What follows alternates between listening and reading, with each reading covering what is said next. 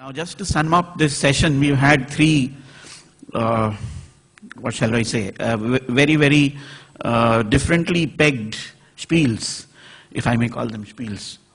Nothing derogatory about that. So, on the one hand, we are talking about exactly what is an educational institution, what it really needs to do, and coming from Dr. Jain, who very modestly says that he knows nothing about architecture, when after all he said that it applies so completely and so directly to all our architectural institutions. And Professor Neerja, she talked about a very different level of intervention, which was at a very micro level. It's really about the nuts and bolts of how to get this thing together.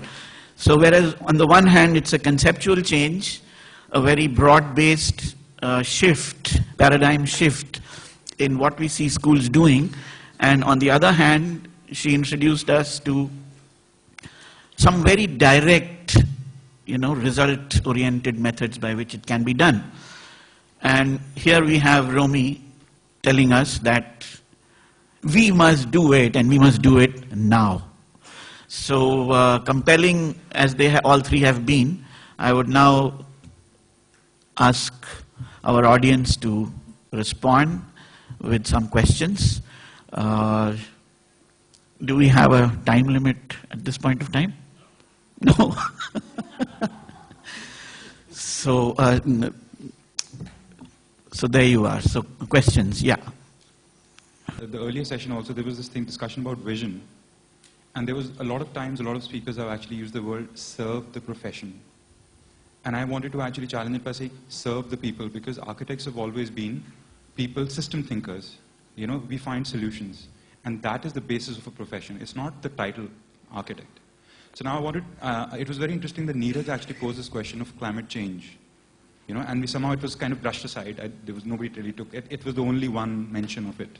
But that's perhaps the biggest challenge that faces us. Second is that how are we reacting to it? And second is that we will not solve that challenge alone. And hence, we have to collaborate. It's an international effort. That is the base. Thirdly, 70% of Indians are in rural villages. And I wanted to really ask, out of those 50,000 architects, how many are ready to work there? And what is IIA interested in? Are we solving the real problems which India needs to solve? Harsh, is your question addressed to anyone in particular? No, everybody actually. Okay, so anybody would like to take that? Yeah, I totally agree that why architect? I mean, every education is meant for society. And therefore, to me, it's a matter of faith that the university must strive to serve the society. And yet, it should not become subservient to the society and the views of the society. It must create its own intellectual discourse and ideas. So that is one. Second thing I want to say is that I firmly believe that if you really want to solve the problem, quite often it is enough to see what you can bring on the table to solve it.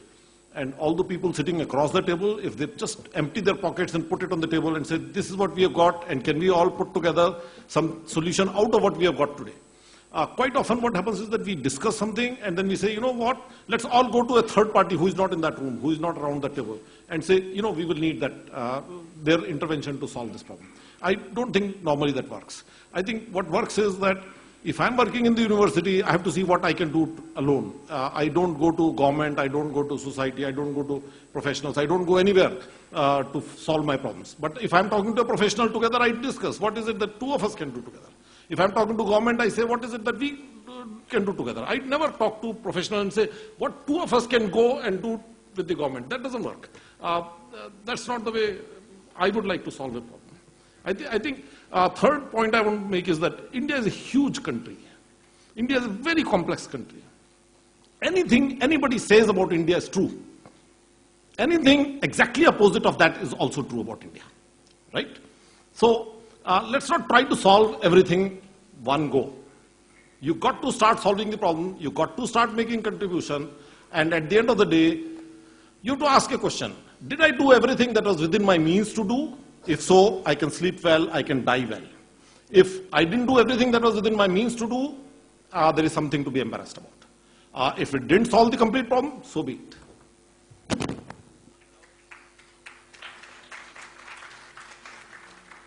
The issue of the villages, and which comes up every decade. Actually, 70% of the population lives in the villages, but 70% of the GDP comes from the cities. And architects, being good middle class, maquis go where the honey is. There is no way that unless the government diverts resources to the rural areas, that architects are going to be barefoot architects. Neither are the doctors, nor the accountants, nor the engineers. This problem is not something that the profession can solve. This is something to do with the skewed nature of development that has taken place in this country since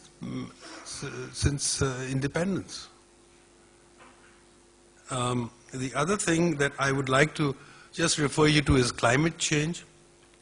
Please don't forget that climate change is a bhoot that was born in the West and is now come around here. Because nobody in India understands what the hell it is.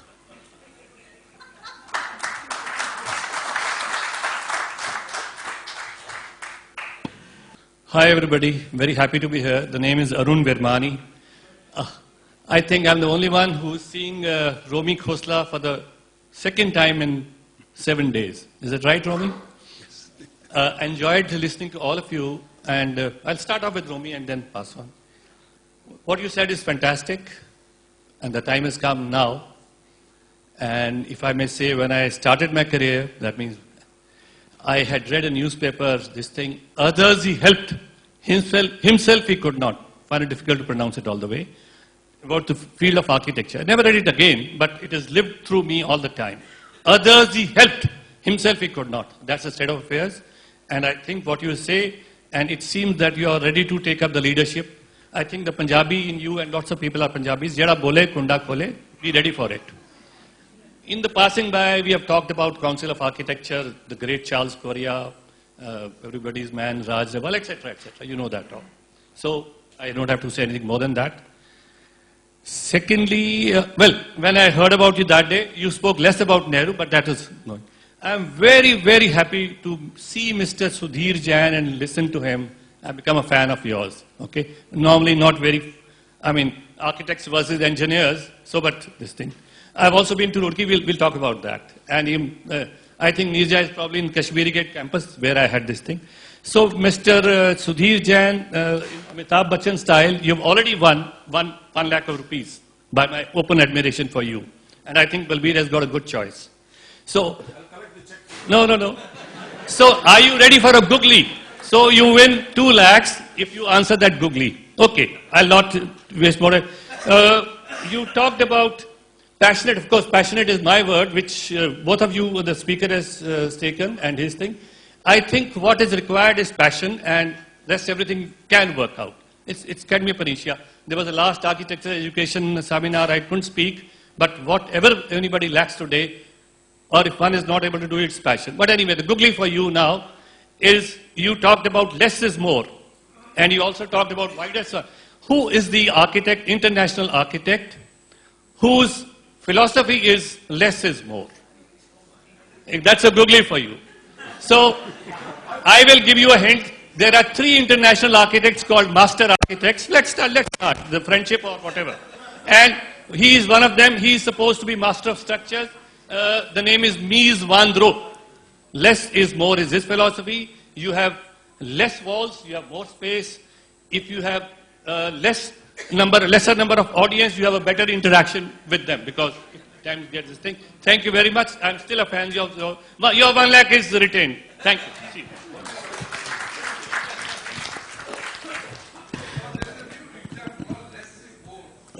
Can we have a question now?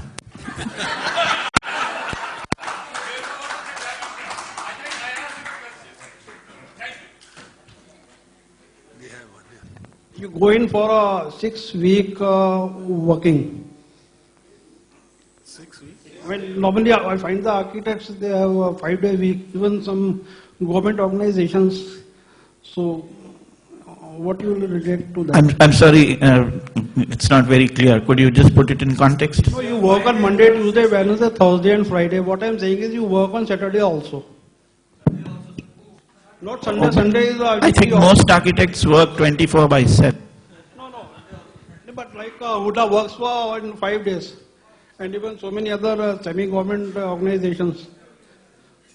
If you take a collective decision on that, so it will do much better to what, like Mr. Romy Khosla is saying. We'll look into that. I am only answering to Professor Khosla's suggestion. Thank you. I suggested 6 days a week. I don't remember. Good afternoon. I think the sessions were very nice, and I have a very. Could you identify yourself? I'm Surajit Bhattacharya, architect. I have a very simple and short question.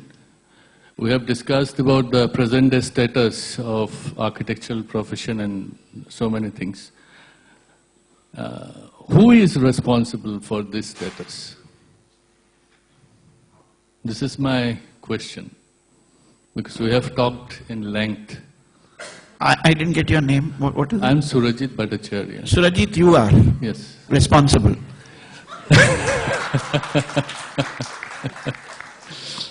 As much as I am, or as much as anybody else is here. It's not a question of who is responsible. It's like, it's a favorite thing in our country. Whom should we decide to blame? Or who should take the ownership of Generally this? speaking, if you cannot find anybody, it is safer to blame people who are no longer with us, grandfather and that kind of thing. So you can play the blame game. Then there is that wonderful thing called government. You blame, no? Because government is to blame. Because after that, you stop thinking. The great thing about blaming people is it's a trick to make you stop thinking. Because if I can hang all my problems on my grandfather or the government or something, I'll stop thinking about it. No? So that's it. Basically, the onus is on us only. Yes. So we cannot. For you. We know all of it. Dubai. Why can't we have Indian excellence and look for it and search for it and strive for it? You can call it what you like. It has to be global in its quality. You can call it Icelandic. It doesn't matter. Indian, Bihari. But what's the quality? Does it stand up to global standards? Then you name it, whatever you like.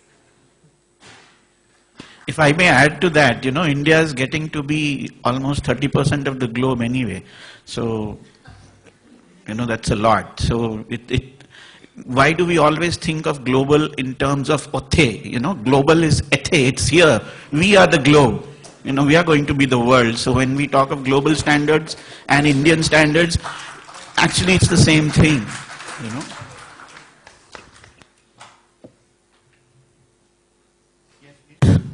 Well, regarding architecture, everybody talks about the cities. No one talks about the urban villages which are dying, which have died perhaps, whether it is Masjid Mod, Shahpur Jat or any other village in Delhi. So why no architect is saying anything about the urban villages which are already died? Romi sir was my professor. इन्होंने कुछ interesting चीजें की हैं. Same way मैं कहना चाहूँगा. Long back I remember he said architects are born in garages and barsatis. So urban villages जितने हैं वो architects के ही घर थे जहाँ से सबके offices शुरू हुए. And most of the architects are still there. They exist in that area. Is that why they don't talk about it? I mean, his question was why architects don't talk about urban villages. So, Low rent places.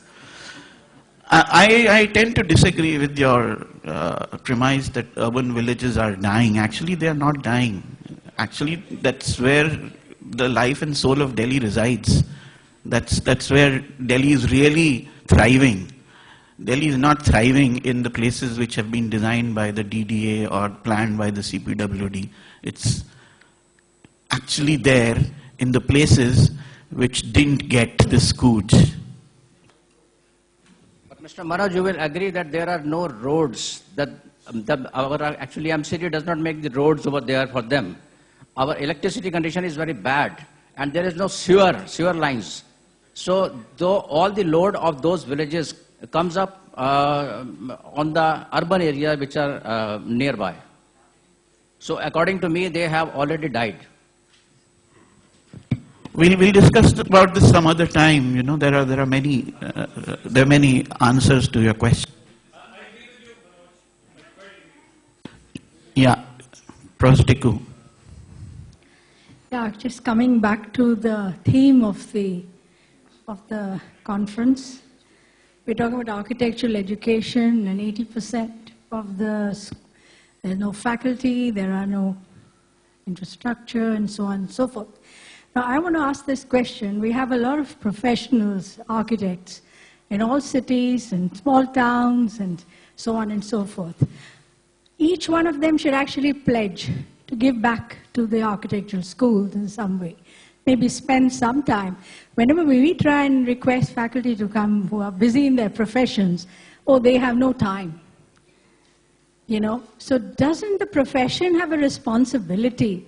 We can come forth and sit in on these conferences and talk of high standards in education and so on.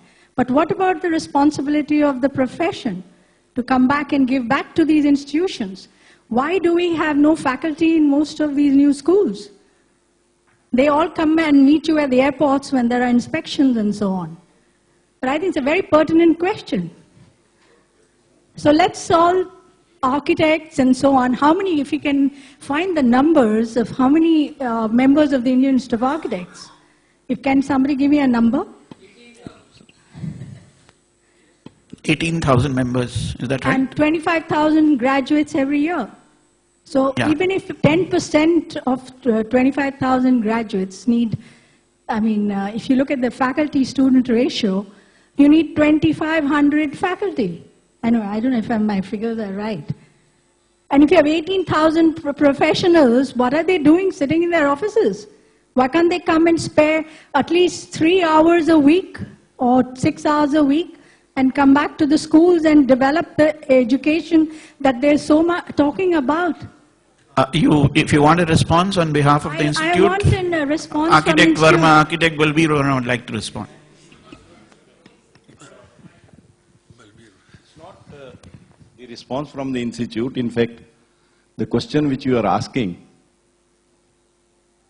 has not been answered for a long time, because I asked the Council of Architecture that we have 380 colleges today. Can they give me a list of regular faculty members in the country which counts up to 1,000? Regular faculty members. And there should be no duplications like what Professor Pandit was saying, that there is unfortunately a tent store faculty available in our country. When you have a function in your house, you bring chairs. And when there is an inspection of colleges, the faculty is brought in. Sometimes even jackets are bought for them for that parade. And when Romy Khosla says the useless organization, which includes me also as one of the 52 members totally in the country, but it is the people sitting here, and the reason we are having this seminar, or we decided to have this seminar and request all these people who are sitting on the dais and were sitting earlier on the dais and are sitting in the audience to contribute towards that. It is not those 25,000 or 16,000 and 10,000. It is you who is going to contribute. If you decide that, this problem will be solved. Thank you.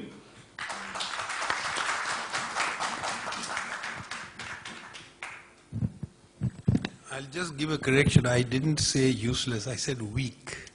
Anyway, we have to become strong. I would have appreciated if you had said useless. No disrespect.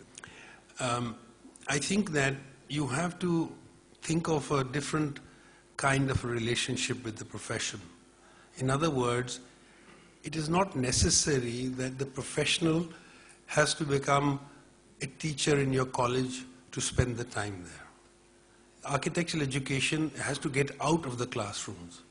And if tomorrow you were to say to one of our star architects like Rajawal or Charles Courier that we are bringing the class to your office once a week, you probably will find that the educational quality of that would be very large, and there would be great willingness on part of the profession to break this barrier. So I think it not quite it won't quite work if you chastise the profession and say, why don't you give back to the profession? Because people are on the take. You know, this is the 21st century. Nobody's giving anything. So let's reach out to them. As a teaching faculty, as educational institutions, it's better to reach out to the profession rather than expect them to have a guilt complex and come back.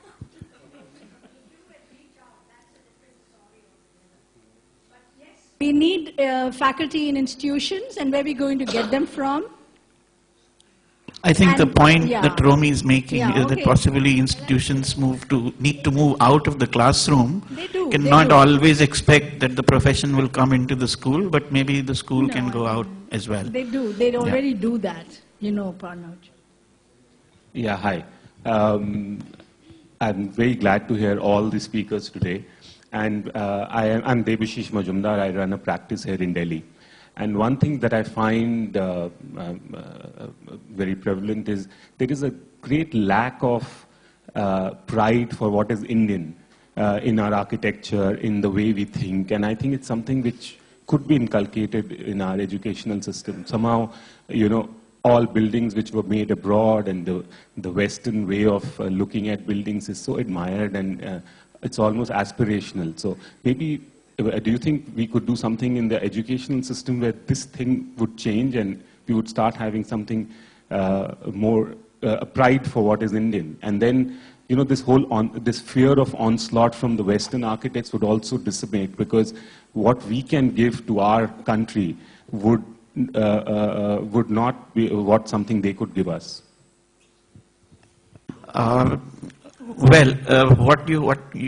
This is exactly the Pandora's box which needed to be opened. I'm glad you did that. I think very pertinently, the important question is that we are ourselves not critical enough about what we do. We are ourselves not really finding within our own profession what is good and what is not so good. We are ourselves not saying that what is not so good should be publicly trashed. It is we ourselves who are responsible of actually being happy about seeing nonsense being published in architectural journals. It is we are ourselves who are happy to see one new journal come up every month, you know, and it actually comes to our offices for free. We don't even pay for it, so we don't really care. If we start caring about it, if we start talking about it, if we start saying that no, this is not good architecture, and we shout from the rooftops that this is not good architecture. Somebody mentioned about educating the market. I forget who it was, but somebody said that, oh, I know who it was. Can you believe it? It was a gentleman from Lubrizol who I have noted down as a quote here. He said about educating the market, if we are ourselves not going to tell people what we think is good and should be, then how are people going to know? And if people are not going to know, then bad work will proliferate. And if bad work will proliferate, how are the students going to know what is good work? Ultimately, whether you like it or not, it all comes down to us, one way or the other. So, yes, sir, you have a question? Sorry, can I just add, this issue of being Indian, I think is very often asked. And I'll give you an example of the LEEDs, the greening certifications, which is either LEEDs or Griha. Now, what happens is that when you ask a client, what kind of a LEED green would you like, he will prefer LEEDs, right? He'll say, grey, immediately. Although you might, when you examine the details, you might find the Greer standards are harder and much more stringent than the leads. But he'll say that, look, I have an international profile, and my building, if it is leads, is understood by my customers, my suppliers, etc. He says Greer is not. So there is a problem when you are globalizing to imagine that being Indian is something that you can define. Actually, you can't define it. I think one should have the confidence to stop worrying about being Indian. We need to be good. Hello. Yeah, this is B.D. Sharma. And I'd like to put forward question. We all are talking about the colleges. There are many colleges coming up. Yes, but who are those colleges?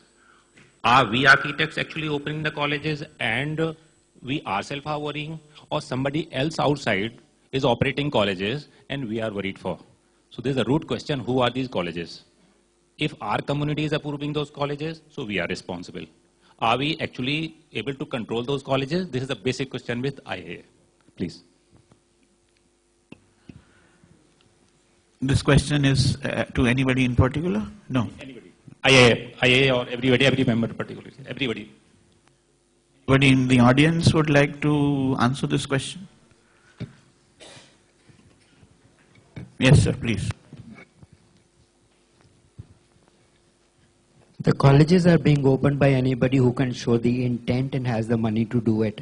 But what is unfortunate is that these colleges do hire architects.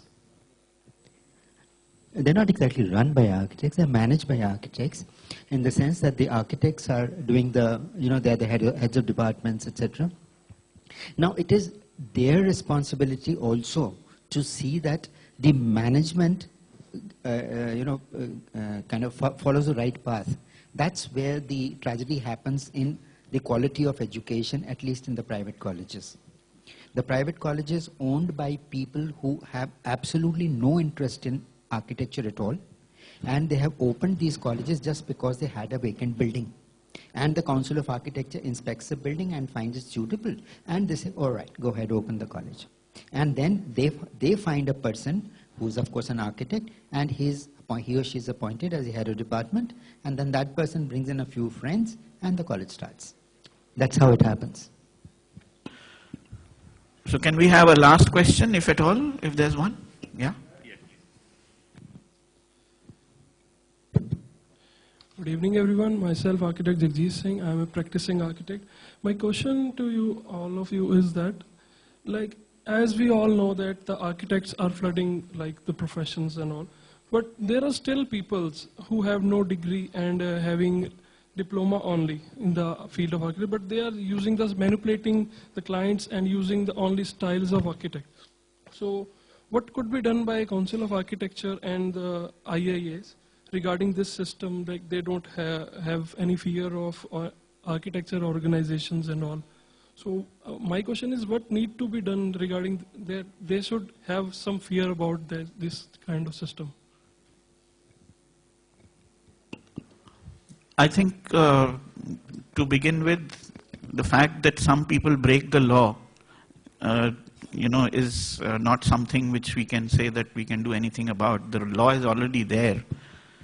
So if the law says that you should not steal, and if you steal you'll go to jail, the law that is already there, that you should be having the registration of the council to be operating as an architect, but if you don't, and you still do, then somebody has to report the crime.